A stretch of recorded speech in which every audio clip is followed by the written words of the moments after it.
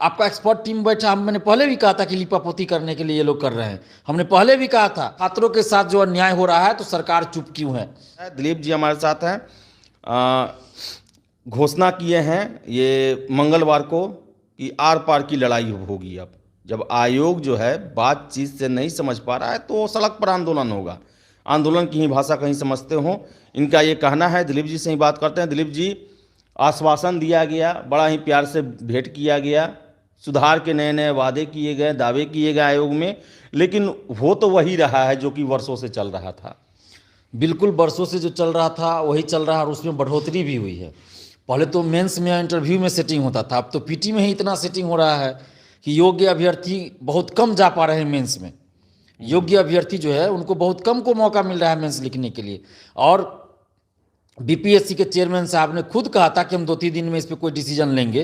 उन्होंने ये इतना तक एक्सेप्ट कर लिया था कि कुछ क्वेश्चन का आंसर गलत है, मुझे भी लग रहा है। उसके बाद आपका एक्सपर्ट टीम बैठा, मैंने पहले भी कहा था कि लिपापोती करने के लिए ये लोग कर रहे हैं। हमने पहले भी कहा था कि जो एक्सपर्ट टीम पहले 2 बार आंसर दे चुका है और वो गलत है तो अब उनसे क्या उम्मीद करें। वो तो अमरिंदर कुमार के ही आदमी है ना, हम लोग उनको हटाने की बार बार मांग कर रहे हैं। और ये जो नोटिस आज सामने दिया गया है ये निश्चित रूप से इसलिए दिया गया है ताकि इस आंदोलन को कमजोर कर दे, छात्र आंदोलन में न आए और छात्र मेंस ये समझ ले कि मेंस का डेट आ गया तो अब कुछ नहीं हो। तो मैं याद दिला दूं, मेरिट से जो ईमानदारी से पास किए हैं मैं उनको बता दूं कि अगर आप घर बैठे रहे, चुप रहे तो पीटी तो एक झांकी है।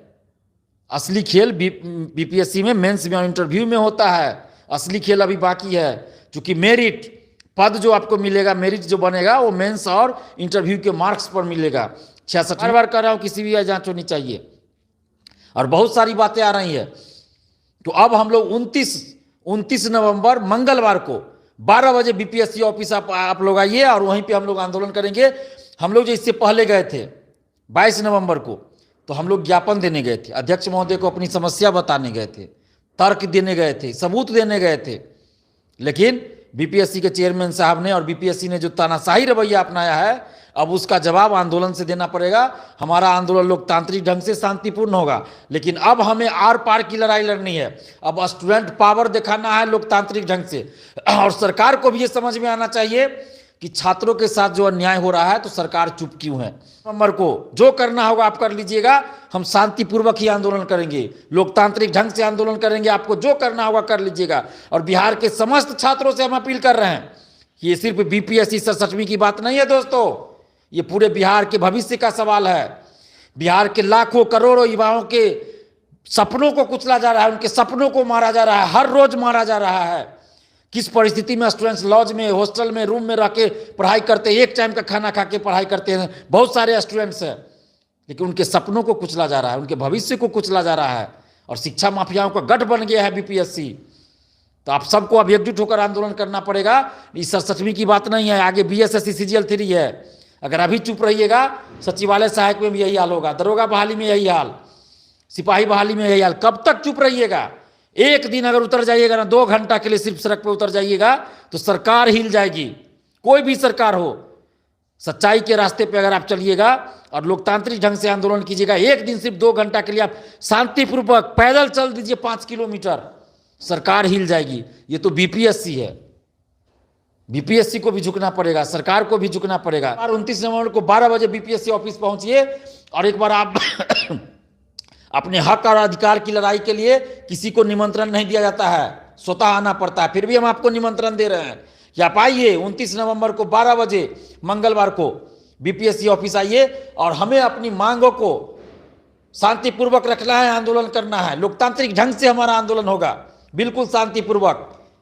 तो आप लोग आइए और किसी भी तरह से आप लोग किसी भी चीज को लेके मत कंफ्यूज होइए, डरिए नहीं, किसी भी तरह से नहीं। हम लोकतांत्रिक ढंग से आंदोलन करते हैं, हमेशा हमारा आंदोलन शांतिपूर्वक होता है। तो इसलिए आइए। और हम सरकार को भी ये बताना चाहते हैं, नीतीश को मेंस का जो डेट आया है, प्रोग्राम आया है 67 का, आप देखिए किस तरह से प्रोग्राम बनाया गया। पहले हिंदी का पहले रहता था, अभी जीएस दोनों पेपर एक साथ एक ही दिन कर दिया गया और हिंदी का बाद में एग्जाम लिया जा रहा है। यानी कि पूरी तरह से जो मेरिट से पीटी पास किए हैं उनको हतोत्साहित करने का प्रयास है, ताकि उनका मेंस एग्जाम अच्छा ना जाए। ये पूरी साजिश है, ये खेल चल रहा है, इस खेल को समझिए। और 67वीं का पीटी का रिजल्ट आता है, अगले दिन 68वीं का विज्ञापन आता है। जबकि पूरी रिक्तियां भी नहीं आई है। आप सोचिए कि क्यों, ताकि 67वीं का जो खेल हुआ है, 67वीं में जो धांधली सेटिंग हुआ है, उसको लोग भूल जाए 68वीं के विज्ञापन को देख के। लेकिन भूलना नहीं है, 68वीं के विज्ञापन को देखकर 67वीं के धांधली को नहीं भूलना है। इसलिए आप लोग आइए 29 नवंबर को 12 बजे बीपीएससी ऑफिस। तो लाइव सेशन में इतना ही। और